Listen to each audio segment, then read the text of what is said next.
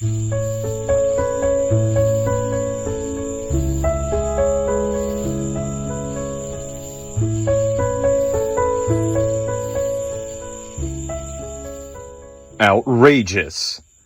The cry echoed out from beneath Darren's feet, somewhat muffled by the few feet of lumber and roofing tile that separated he and his uncle. Completely unbelievable! He cried out again, in a way that almost signified that he wanted his nephew to run down and check on him.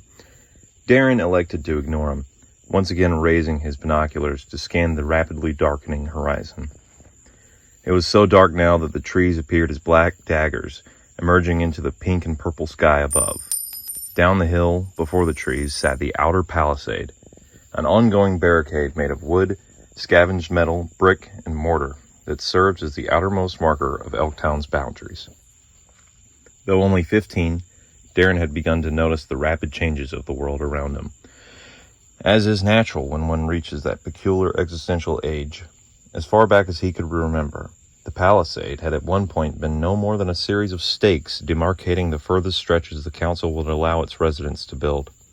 In those days, Tristan and he would race down the hill to tag the stakes, occasionally daring each other to venture just further than the stakes, and then just past the tree line, and then all the way down to the stream that ran through the clearing, just beyond visibility if you were standing atop the hill. One day, he had not been quick enough, waddling behind Tristan as the older boy darted in and out of the trees in what had seemed like seconds. When Darren turned to follow his brother back up the hill, Tristan forced him to complete the run. "Rules are rules, Derry. Don't pussy out." "What does pussy out mean?" he asked. Instead of answering, his brother gave him a forceful shove toward the forest and turned back to dart up the hill. Not a foot into the brush, the putrid scent of rotten flesh and death had struck his nose. Before he could react to the smell, he heard the sound that made his blood run cold for the very first time in his entire life. First, a wet gurgle, followed by a long, low moan. The forest stood still with Darren, his heart threatening to burst from his chest. Then the crack of a branch, a thud, and Darren turned just in time to see the dead man lurching toward him. His left arm was outstretched toward him. His right arm hung loosely from his shoulder by a thread of dark red string, and a portion of his chest was so thoroughly rotted away that the loose flesh hung like curtains around a window into his molded ribs and the derelict organs within. Darren tried to scream, stumbling back over a rock and landing on his bottom. The dead man's eyes were dull and cloudy, but the boy had sensed hunger, pure desire, the most base of a person's instincts in those lifeless eyes all the same. He shook the thoughts from his head, momentarily lowering the binoculars to wipe the sweat from his brow. The night was well on its way now. The outer palisade could still be seen, thanks to the dim bulbs and tiki torches that lined its perimeter, casting puddles of amber, gold, and orange light onto the wall. "Seriously, that's ridiculous!" his uncle cried out once more. Sighing, Darren gave in, sliding down off the roof and landing on the wooden balcony with practiced ease. "Oh, I didn't know you were up there," his uncle said through the open window. "Sure you didn't," Darren responded, already fed up with his antics. "Any sight of your dad?" he asked, to which Darren didn't reply. At this point, he asked it more as a formality than an actual question. He probably saw it as a way to keep hope alive, that his father was still out there, Darren knew. Darren ignored the door, instead choosing to clamber in through the window his Uncle Blake was seated by. "Hey, watch it!" he shouted. But Darren ignored him. "What were you down here yelling about?" he asked as his feet planted just a few feet away from the fat stack of newspapers, magazines, catalogs, and periodicals that had piled up on the floor. "Oh, that? I was trying to find my horoscope for the week." "In a stack of 30-year-old papers?" "Yeah, actually. Some of them have forecasts. Apparently I either have good fortune or overwhelming professional setbacks headed my way in June," he said with a smirk. Darren had to smile back. His uncle was a goof. That was undeniable. "You know, I don't know where Elktown would be if we didn't have you to do all this back-breaking labor. It's a wonder you haven't been elected to the council yet." "Yeah, I'll leave the counseling to your father," he said, realizing his retort before it was too late. Sorry, kid." Then after a moment, he offered up, "You know, your dad's a lot tougher than me. If I was able to survive out there as long as I did, He sure as hell can make it. It's only been 3 weeks. Don't give up on him just yet. Standing at the top of the stairs, Darren turned to look at him in the eye once more. I know. I won't, he said, before heading down the stairs, leaving his uncle alone in the room once again. Darren continued into the living room, which was a testament to the modest yet charming nature of the Novak household. The walls, adorned with mismatched frames, held photographs spanning decades, showcasing moments of joy, sorrow, and everything in between. Most had belonged to strangers, being pieces of history Darren's father and uncle accumulated on their travels. A well-worn, overstuffed armchair sat by the window, its faded floral pattern speaking of countless readings and naps taken in its embrace. Squat bookshelves, filled to overflowing with novels, manuals, and an assortment of trinkets from a bygone era, lined the wall opposite the fireplace, making up the single largest archive in Elktown, besides the one within the council chamber.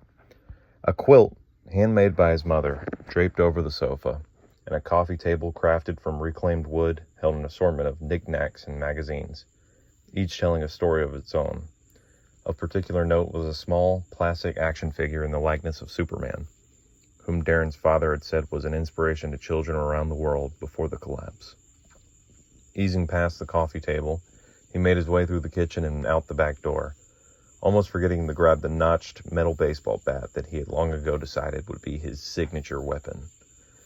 The breeze whisked over and through him, bringing with it the effervescence of a summer night. The single torch hanging from a sconce next to the door bathed the backyard in light that reached as far as the lonely sapling sprouting from some patch of asphalt, long since reclaimed by nature. Last night's thunderstorm had apparently resulted in limbs, leaves, and bits of bark strewn across the weeds. The pine by the lumber shed had been snapped in half by the wind, and now lied in the overgrown hedge, cratering the bushes around it. Nestled in the distant darkness, he saw the glowing bulbs of light emanating from the entrance to Pasty's barn on the opposite hill. And next to that was the old shack that had once belonged to Farley and his one-eyed dog. Walking directly into the darkness, Darren made his way down the hill toward the outer palisade. Years ago, when he had been nearly killed by that dead man, Darren could have walked directly into the forest. Now the 12-foot wall blocked his path. "Wait," he blurted out as he noticed the narrow passageway that had seemingly been carved through the wood. He dared himself to take a step closer. The telltale splintered edges of the hole indicated that a blade, almost certainly an axe, had bored an opening through the wall from the outside. He peered through the hole, but there was only the black of night. He looked back at the house, where the lonely torch by the back door flickered in the breeze. From this angle, he could not see the upstairs room in which his uncle sat.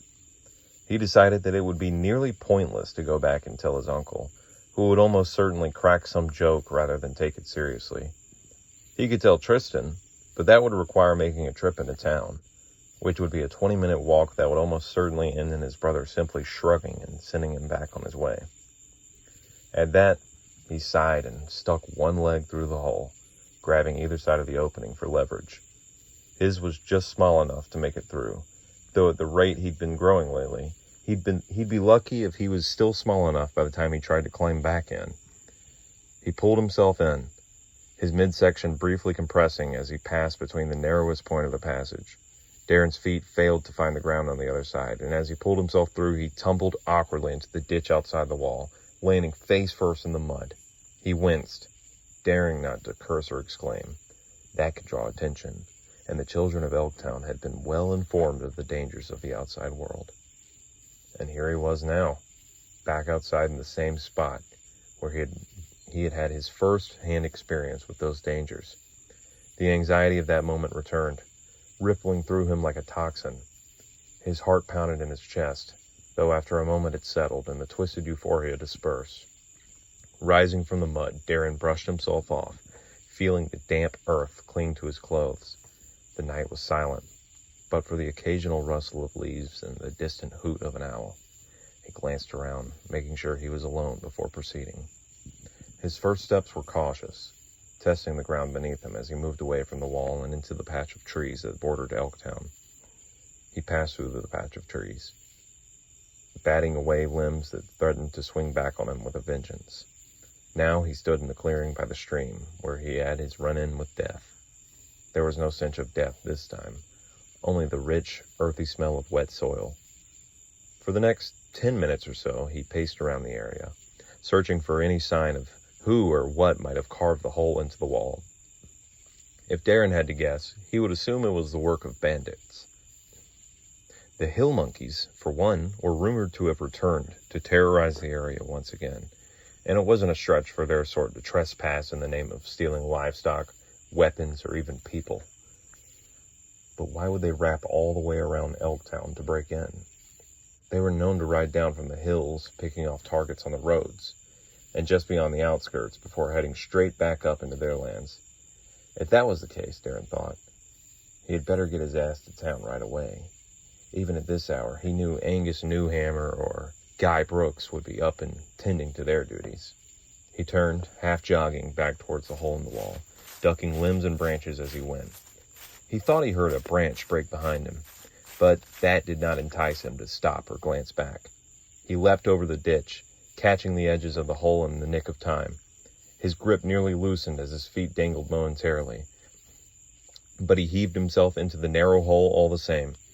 The lonely torch by the back door flickered gently, but then something moved in front of it. A figure, bathed in shadow, blacked out all he could see through the hole. Before he knew what hit him, the sole of a boot had planted itself squarely in his chest, knocking the air from his lungs and sending him tumbling back out of the hole in the wall and into the ditch. As Darren gasped for breath, he managed to catch a fleeting glimpse of the mysterious figure. Cloaked in darkness, the figure was tall and imposing, with a silhouette that seemed to blend seamlessly into the night. The flickering torchlight only accentuated the aura of menace surrounding them, casting erratic shadows that danced on the ground like specters. Their face was obscured by a hood, but the cold, steely glint of their eyes pierced through the gloom, sending a shiver down Darren's spine. Gray-blue, with a searing hot anger underneath. The figure's movements were deliberate and controlled, betraying a seasoned stealth and agility.